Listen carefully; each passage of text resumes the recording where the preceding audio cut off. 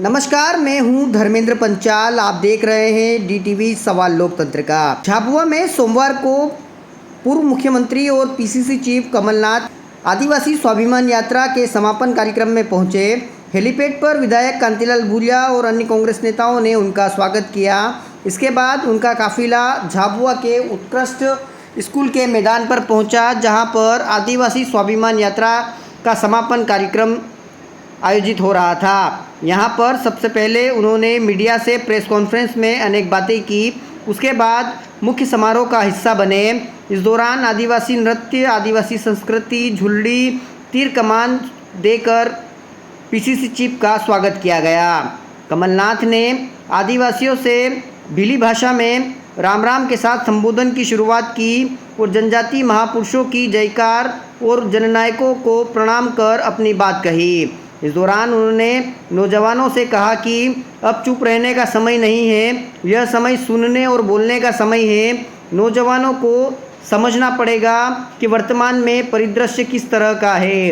उन्होंने आदिवासियों से कहा कि जल, जंगल और ज़मीन पीढ़ियों से आदिवासियों की है और उन पर पहला हक उन्हीं लोगों का है। अब आदिवासियों को प्रशासन से पट्टा नहीं मांगना चाहिए, बल्कि प्रशासन को आदिवासियों से पट्टे की मांग करना होगी। उन्होंने कहा कि बीजेपी के सरकार में आदिवासी संस्कृति पर लगातार हमला किया जा रहा है, तो वहीं शिवराज सरकार में आदिवासियों पर अपमान होता आ रहा है। उन्होंने अपने लोकसभा क्षेत्र छिंदवाड़ा के बारे में बताया कि 45 सालों से आदिवासियों की सेवा करने का उन्हें सौभाग्य मिला है और वह उनकी बदौलत ही लोकसभा और विधानसभा में उनकी आवाज़ उठा रहे हैं। उन्होंने झाबुआ के आदिवासियों को छिंदवाड़ा देखने के लिए आमंत्रण भी दिया। साथ ही उन्होंने कहा कि जब तक वह आदिवासियों को आगे नहीं बढ़ाते हैं, उन्हें किसी प्रकार की शांति नहीं मिलती है। उन्होंने कहा कि कांग्रेस ही आदिवासियों की सच्ची आवाज़ है और उनकी आवाज़ को आगे बढ़ाने वाली एकमात्र पार्टी कांग्रेस है। आदिवासियों को रोजगार देने से उन्होंने कहा कि उन्हें काफ़ी प्रसन्नता होती है। उन्होंने आदिवासी नवयुवकों से कहा कि अब मुंह चलाना सीखना होगा और अपने हक की आवाज़ के लिए बोलना होगा। उन्होंने शिवराज सरकार पर हमला बोलते हुए कहा कि उनके राज्य में मध्य प्रदेश अत्याचार में नंबर 1 है और यह आंकड़े उनके नहीं, केंद्र सरकार के हैं। उन्होंने कहा कि सरकार आदिवासियों के नाम पर लाखों करोड़ों रुपए का कर्जा लेती है, लेकिन उस तरीके का विकास यहाँ देखने को नहीं मिलता। कार्यक्रम को यूथ कांग्रेस के राष्ट्रीय अध्यक्ष BV श्रीनिवास, विधायक कमलेश्वर पटेल, वरिष्ठ कांग्रेस नेता अजय सिंह, राहुल भैया आदि ने संबोधित किया। साथ ही कांग्रेस नेताओं ने हाथ से हाथ मिलाकर एकजुटता दिखाई। 1000 साल पहले या कौन रहते थे, 2000 पहले कौन रहते थे, ये सब जमीन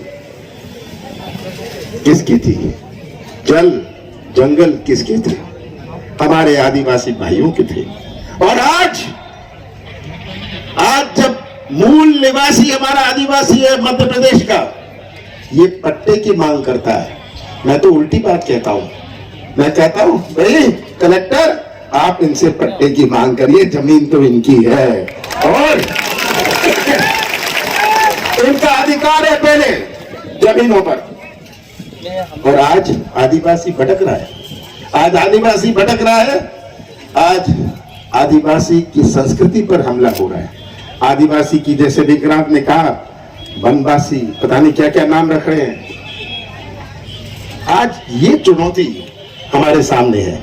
हम अपने केवल जमीन की बात नहीं है, संस्कृति की बात है, सम्मान की बात है। अपना मध्य प्रदेश आदिवासियों के अत्याचार पर नंबर 1, मैं नहीं कह रहा, ये केंद्र सरकार के आंकड़े कह रहे हैं। अत्याचार जैसे मैंने कहा वो तो अपनी जगह हो गया, अपमान, सबका अपना स्वाभिमान होता है। कितना अपमानित होते हैं अब आदिवासी, कितने आदिवासियों के नाम पर कर्जा लिया जाता है बैंक वालों से मिलकर। मैं जानता हूं बैंक वाले लोगों से मिलकर आदिवासी के नाम पर कर्जा दिखा देते हैं, उसकी जमीन हड़प लेते हैं। ये आज सच्चाई है, ये अखबारों में नहीं आती। और यही सच्चाई की तस्वीर हमें अपने सामने रखनी है। आदिवासियों की स्वाभिमान की लड़ाई सबसे पहले लड़ाई है। आपका स्वाभिमान होगा, तब आपको बुनियादी सुविधाएं मिलेगी। ये चुनाव हमारे मध्य प्रदेश के भविष्य का और आदिवासी समाज के भविष्य का है।